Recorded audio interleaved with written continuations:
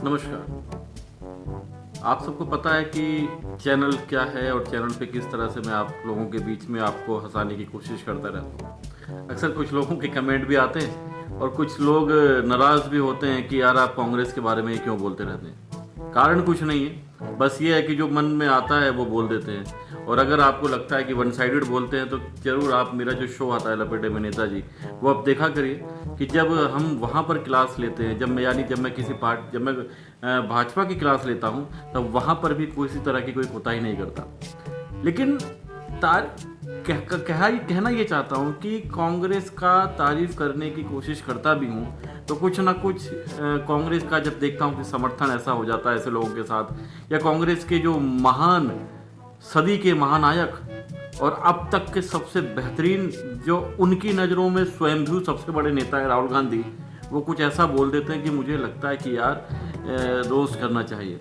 मैं चाहता नहीं हूँ, लेकिन क्या करें, राहुल गांधी जो हैं वो अक्सर ऐसी चीज़ बोल देते हैं कि मैं क्या करूँ। मैंने तो उन पर एक बार 4 लाइनें भी बोली थी मैंने, कि कांग्रेस के नेता से ही मैंने बोली थी, लाइव शो पर ही बोली थी कि आप राहुल जी से पूछेगा, पूरा देश पूछना चाहता है कि हंसाने के सदा ही तुम तरीके खास लेते हो, बताकर साग को फिर तुम उठा के उघास लेते हो, तुम्हारी हरकतें देख कर राहुल पूछते हैं सब, ये सब कुछ नेचुरल है या कहीं पर क्लास लेते हो। तो ये समझ नहीं आता कि ये सब जानबूझकर करते हैं या क्लास लेते हैं। जब भी बाहर जाते हैं तो कुछ ना कुछ ऐसा बोल कर आते हैं कि देश को शर्मिंदगी होती है। यहाँ पर एक चीज़ मैं ये बोलना चाहूँगा कि बीते कुछ रोज़ में, महीने 1.5 महीने के अंदर अगर आप देखें, देश के 2 बड़े नेता अमेरिका गए। एक राहुल गांधी गए, और वो जब गए तो उन्होंने क्या क्या बोला आप देखिए। मेरे ख्याल से भारतवासियों को जब वहाँ पर उन्होंने सुना होगा अमेरिका के, तो उनको कुछ शर्मिंदगी महसूस हुई होगी कि यार ये आदमी यहाँ पर आकर देश की बुराई कर रहा है, ये आदमी आकर देश के बारे में क्या क्या बोल रहा है कि वहाँ पर सिख कड़े नहीं पहन सकते, गुरुद्वारे नहीं जा सकते, या फिर अल्पसंख्यकों के बारे में पता नहीं क्या क्या चीज़ बोल कर आए, उसके बारे में मैं नहीं जाना चाहूँगा। लेकिन वहीं पर आज देश के प्रधानमंत्री, जो तीसरी बार प्रधानमंत्री चुने गए, नरेंद्र मोदी अमेरिका पहुंचे, और उन्होंने जो अमेरिका में, न्यूयॉर्क में जो 15,000 से भी ज़्यादा लोगों के बीच में जो स्पीच दी, वहाँ पर यकीन मानिए उस स्पीच को सुनने के बाद देश के एक एक व्यक्ति का सीना गर्व से चौड़ा हो गया। वो किस लिए? सबसे बड़ी बात, प्रधानमंत्री ने यहाँ तक कहा कि 2036 में भारत में ओलंपिक्स कराने की वो पुरजोर कोशिश करेंगे, यानी पूरी संभावनाएं दिखाई हैं कि भारत में 2036 में ओलंपिक होंगे। इससे मुझे लगता है कि देश के जो 140 करोड़ लोगों में से वो लोग जो देशभक्त हैं, उनको तो कम से कम खुशी हुई होगी। बाकी कुछ की मैं गारंटी नहीं ले सकता हूँ, क्योंकि हमारे देश के भीतर भी बहुत से लोग ऐसे हैं जो देश के होकर भी देश के नहीं हैं, और अक्सर ये इंडिया पाकिस्तान के मैचों में आप देखने को मिल जाता होगा।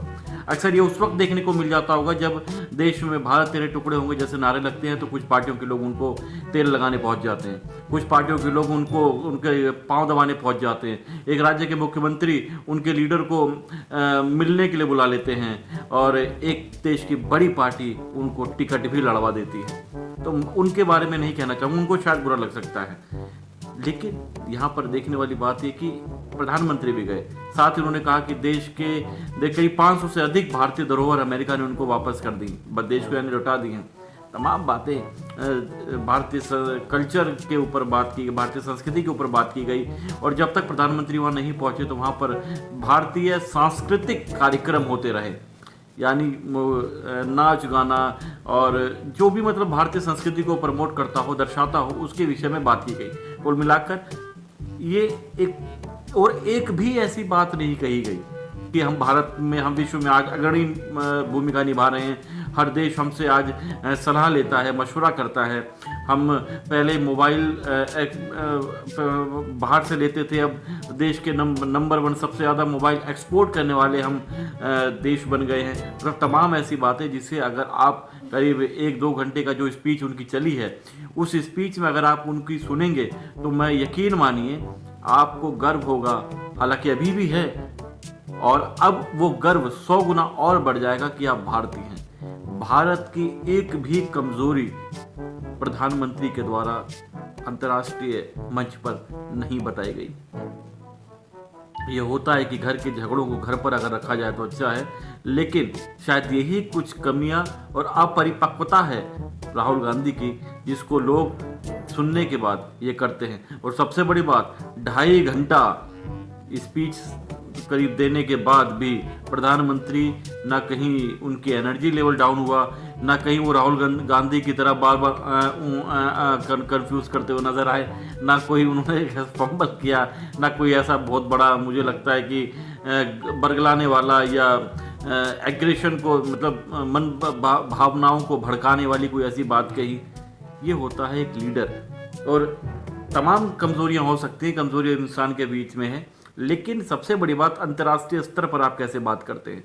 हम जब टीवी पर बैठते हैं, जब हमारा काम होता है, तो हम बहुत अच्छी तरीके से भाजपा की क्लास लेते हैं। आप लोग देखिए, आपको मालूम पड़ेगा।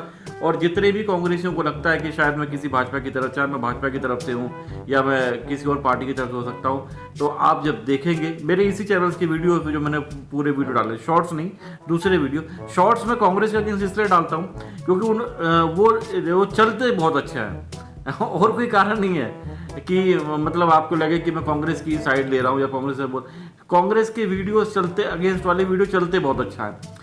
अब वो चलते इसलिए क्योंकि शायद देश की एक बहुत बड़ी आबादी जो है वो चाहती है कि कांग्रेस की क्लास ली जाए। और भैया, जब बहुमत जिसके साथ है तो हमें तो चलना पड़ेगा।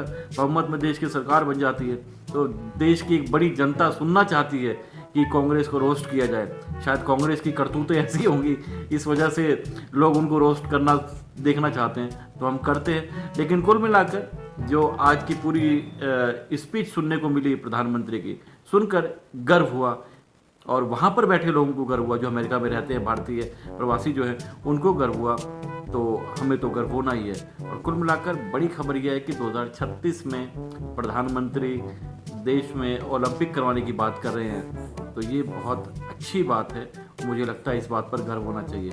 और दूसरी विपक्षी पार्टियों को कम से कम कुछ मुद्दों पर आपसी मतभेद रखिए, ठीक है, लेकिन कुछ मुद्दों पर सहमति और सहयोग करना चाहिए। धन्यवाद।